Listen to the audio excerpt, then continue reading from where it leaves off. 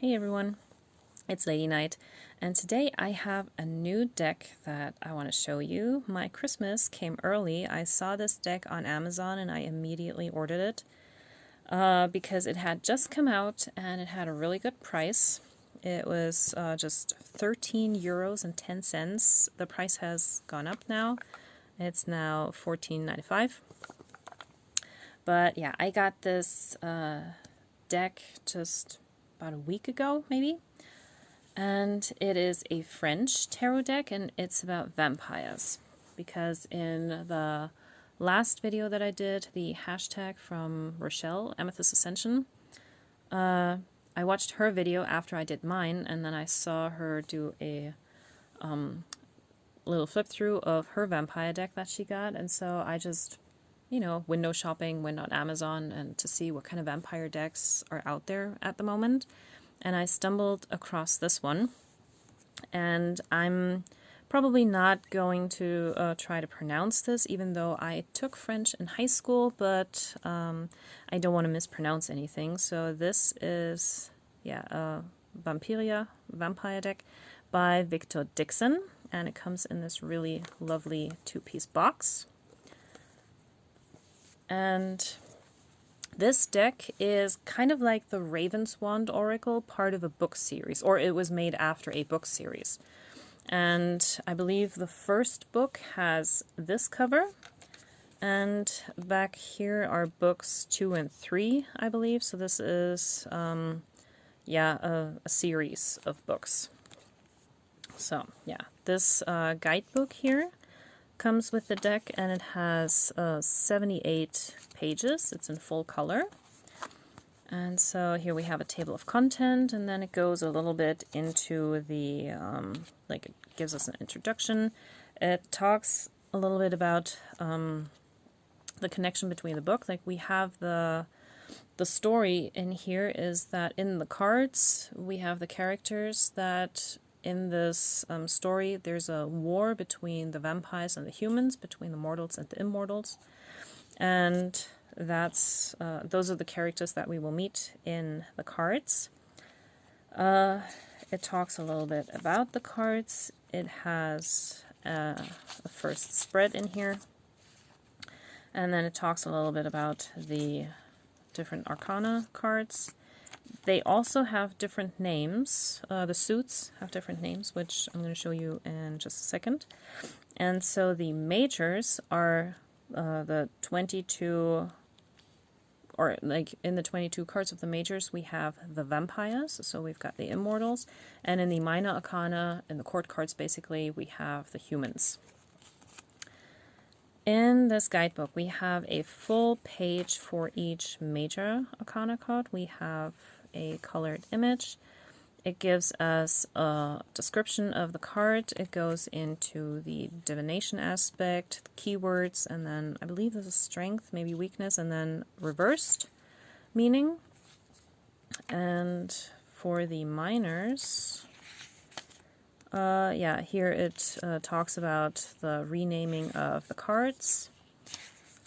And then for each, as you can see here, mirrors are the cups.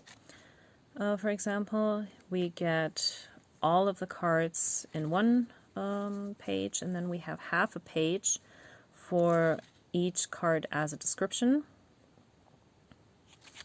And it does that for all of the minors. We always get like a page with all the cards.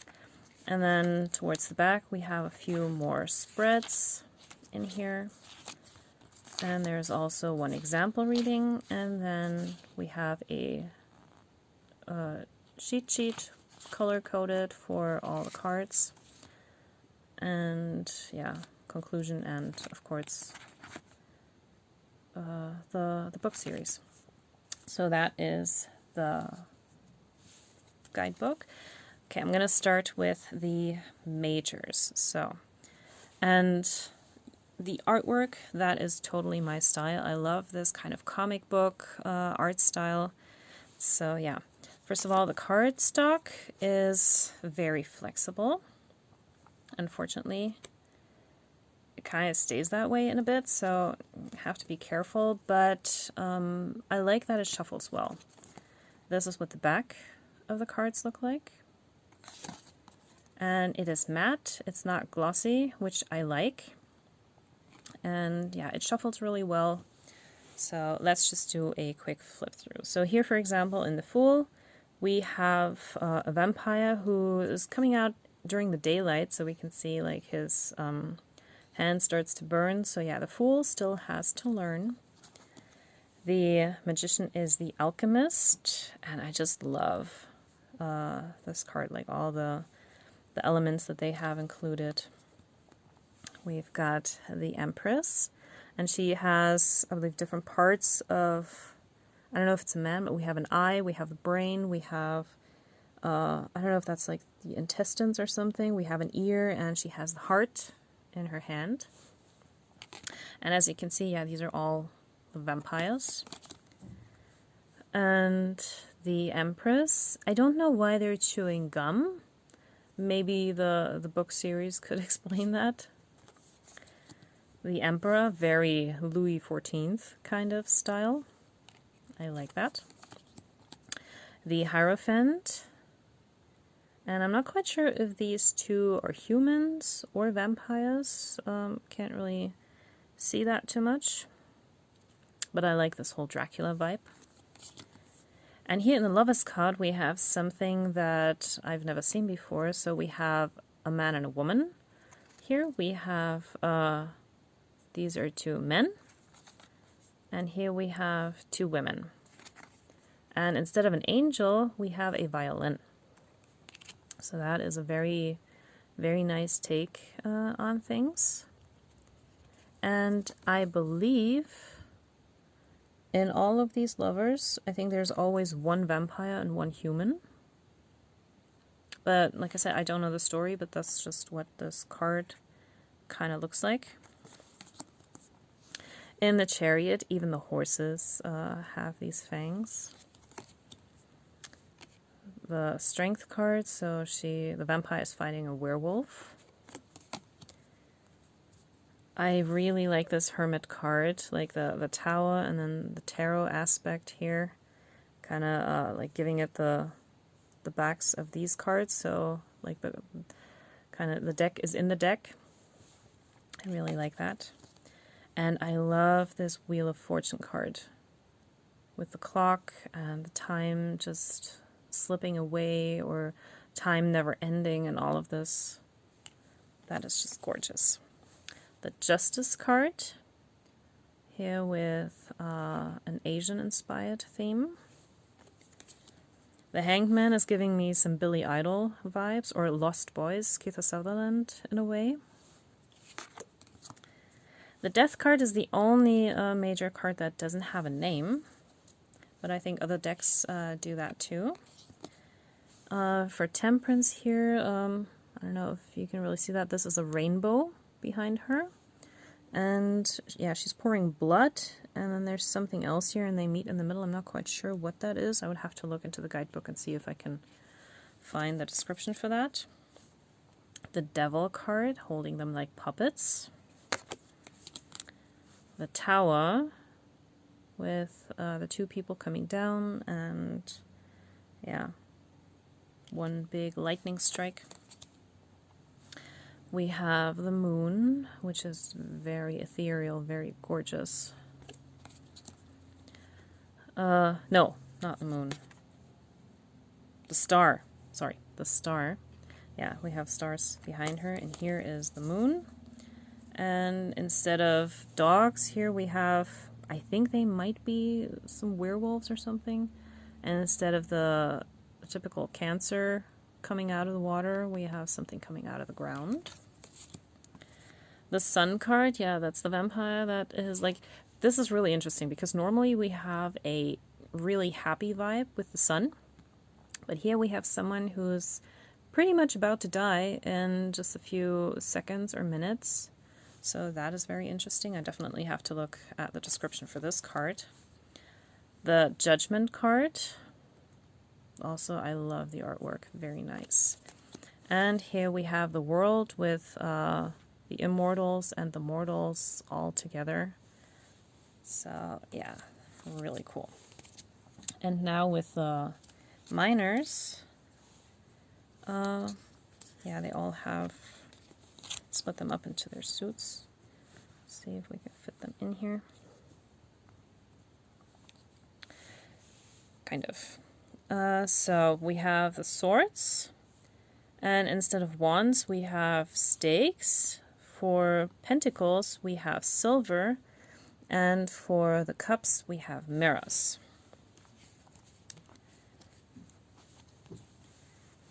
So, and like I said, they have a little bit of like an illustration. It's not completely pippish. So we have the ace, then the two, yeah, we have two opposing viewpoints that are battling. Instead of a heart, here we have the head, which is also really interesting. Different ideas and things like that, and like heartbreak, of course, is also giving us a lot to think about. Then here, yeah, one sword is resting, the Four of Swords. The five, the battle against one another or against yourself. With the Six of Swords, we have the ship, so the typical travel aspect can be found in here. We have the element of the thief in a way, like hiding something, taking something away. I really like this depiction. Here, this prison-like imprisonment kind of element in the 8.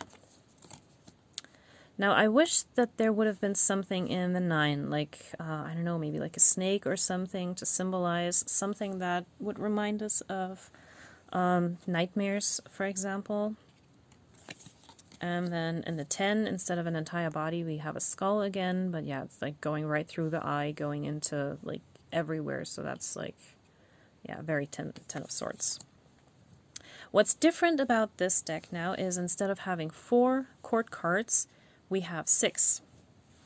So let's see. We have 2 well, pages in a way, but this is a bit different. Like we don't have page, knight, queen, and king. Here we have like these 2, from what I got from the guidebook, like these are the ones that are learning in the army. So they are just starting out, they're getting their basic training, and we always have, that's why we have 6 cards, a female and a male version of that. So these kind of would be like the pages. The younglings, the ones that are just starting out. And then the next 2 cards would be the knights, the cavalier. And once again, we have a woman and a man doing the same thing. So we actually have, yeah, like we have 2 pages and 2 knights. So those are the extra cards. And then these could be seen as the king and queen that we typically know. So we have a female commander and a male commander. So yeah, kind of like king and queen in a way. So they are the ones calling the shots. They are the ones strategizing. The pages are the spies, so to say. Like they're doing all the footwork, like trying to find out where the enemy is and reporting back to the others. These are like the first line of defense in a way, and these are the commanders calling the shots, doing the strategies, kind of. Okay, now with the wands we have stakes, and here, yeah, like opposite directions in a way. I like that this looks like a way, like, okay, go this way, so we're moving forward. I like the kind of wedding celebration aspect that they have in this one. So yeah, there is not much illustration, but the illustration that is in here is really on point. Once again, like the struggle, the battle, and the 5. We have the victory here in the 6. Like with this, they do look a little bit like pencils, but maybe that's just me. Yeah, with the 7, the whole like standing together, standing strong, movement in the 8, that's like the typical card that we know from RWS. And here is something different, so yeah, holding on until the very last moment with a stake through the heart. But the heart, it still has a good color, like it's not like turning to dust or anything. So yeah, hang in there. And then the 10 all going into like pretty much one place, so that's kind of like overkill in a way for the vampires. And once again we have 6 court cards, so here we have the 2 pages, so to speak. The 2 knights. So one is like with swift movement, the other one is a bit more cautious. So for an intuitive reader who goes by images, this is actually a really nice deck, especially with the 6 court cards, and then the king and the queen. Like she's waving the banner and she's like giving the speech to the army, getting them ready to fight. And he's ready to march ahead and to do this. Like, are you coming? Okay. Now the Pentacles. Silva. Yeah, so the Silva burns the vampires. Here we have the 2. And working together. Now they're not being burned anymore. With the 4, I like this idea of like whether it's a treasure chest or, for example, in the Lo Scarabeo tarot, there is like a little castle and there's a guy sitting inside holding his coin. That kind of reminds me of that. The 5, yeah, one is burning away, so always feeling possible loss. We have the generosity in the 6. Yeah, letting something grow. And the 7. The hard work and manual labor in the 8. And yeah, we have another kind of generosity here in the 9. And the home sweet home in the 10. Well, this is not generosity, abundance. That's the word I was looking for. And so here are the 2 pages.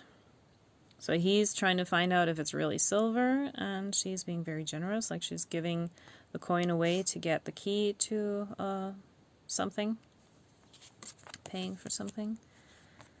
Once again, there always seems to be one knight, and it's usually the female one, who is charging ahead, while the male knight is a little bit more a little slower.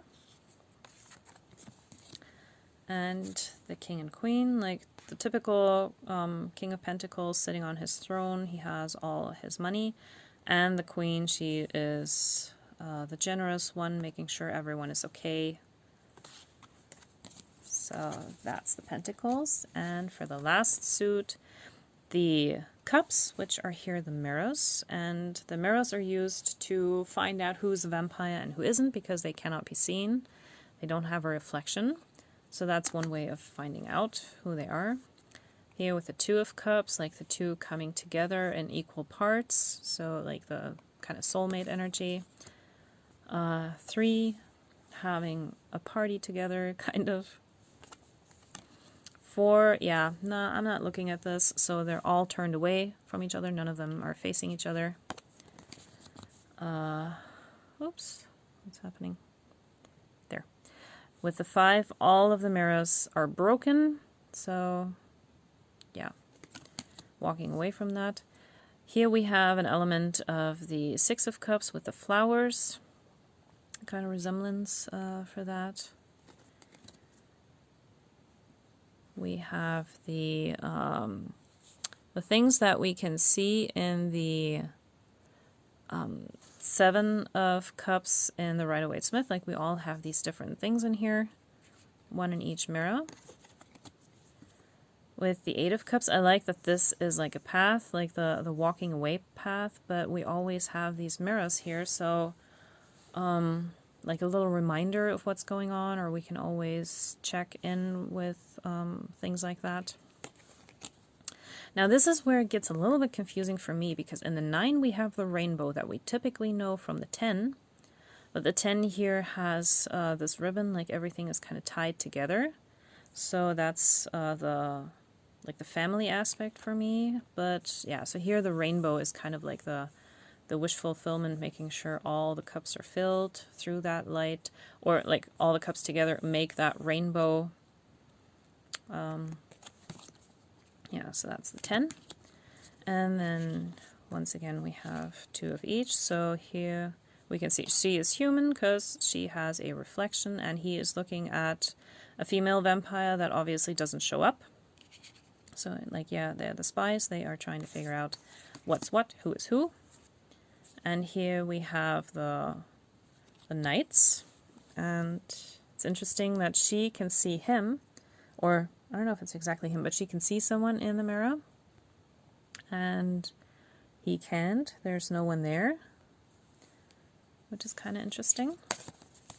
And then with the king and queen, in a way, like he has his mirror pointing at the stars, so he's looking at the broader picture, and she has the mirror in front of her heart, so she is looking for all the emotions, and he knows his emotions, and so he's looking for like beyond all of that. Yeah, kind of like pirates in a way, like Pirates of the Caribbean. But yeah. So this is the deck. These are the cards. And yeah, I have already played with them. I like how they shuffle. I like how they read. Yeah, like I wish this was somehow available in English. Maybe if this deck is really popular, if lots of people are buying it, maybe they will have an English version of this at some point. Who knows? But yeah, this was my little show and tell of my Christmas present that I got. I hope you liked it. Once again, this is the deck. And thank you for watching. If you've made it all the way to the end, thank you very much, and I'll see you in the next video. Bye!